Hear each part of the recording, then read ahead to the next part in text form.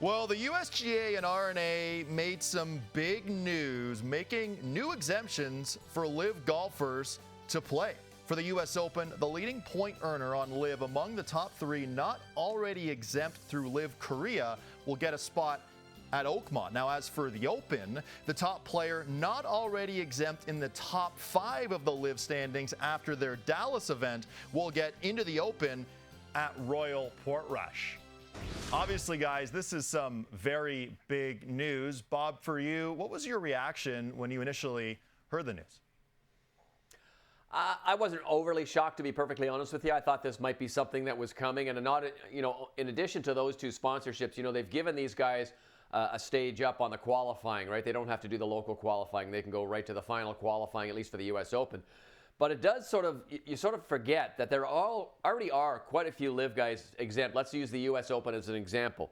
Bryson DeChambeau, Jon Rahm, Brooks Koepka, Phil Mickelson, Cam Smith, Dustin Johnson. Those guys are all already in. And those are the biggest stars.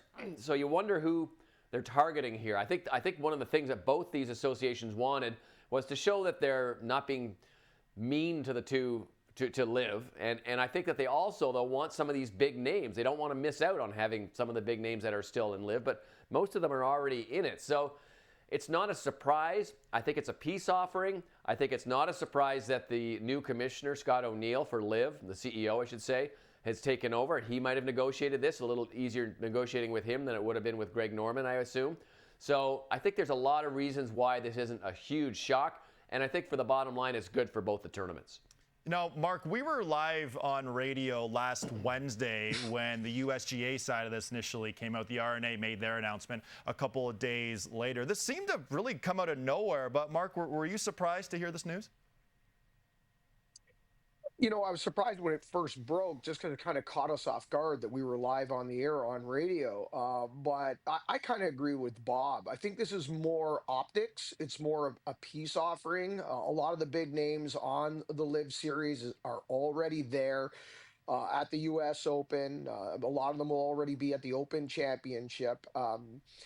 Anybody really worried about, acquiring a spot in these major championships that plays golf on the LIV series, it's really more down the road when these big names stop their exemptions, where they've run out, that 5-year window's closed, or we just get past champions. And by then, do we not already have a deal in place?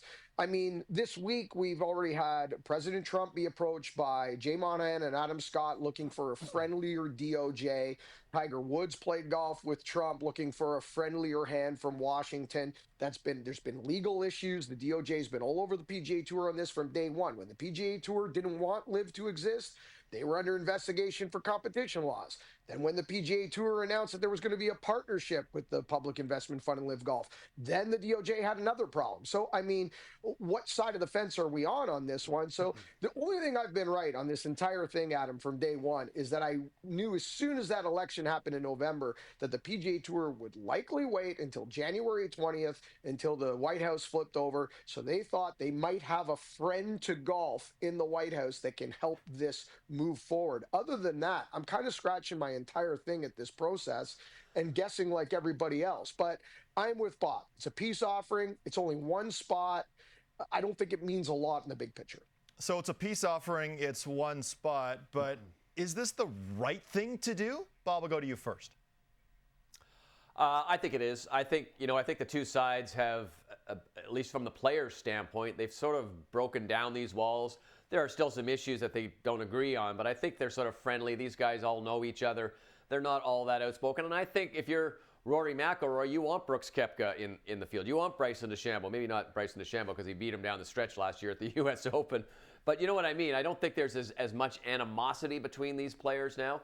And as I said, with those guys already in, there's a chance that nobody will make use of these top, these spots.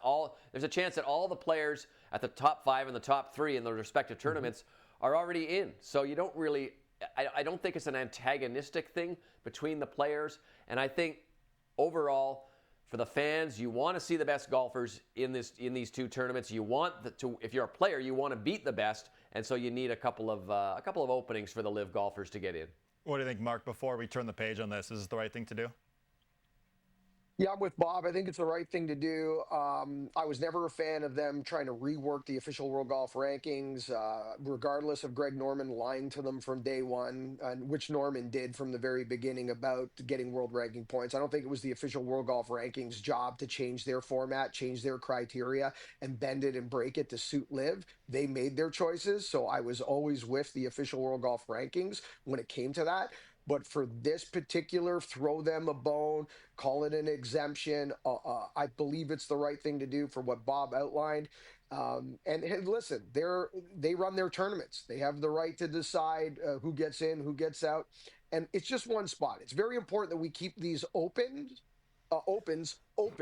Thus the name, right? Go qualify. You've already got it. But to Bob's point, they get to advance to final stages already. So there's a lot of ways to get in. And Bob might be right. We might not even put an extra body in the field. They might be in already. All I've said throughout this entire process is we want to see the best players in the world play against each other together far more often, and this is one way, at least, we'll have a chance to see that very likely happen.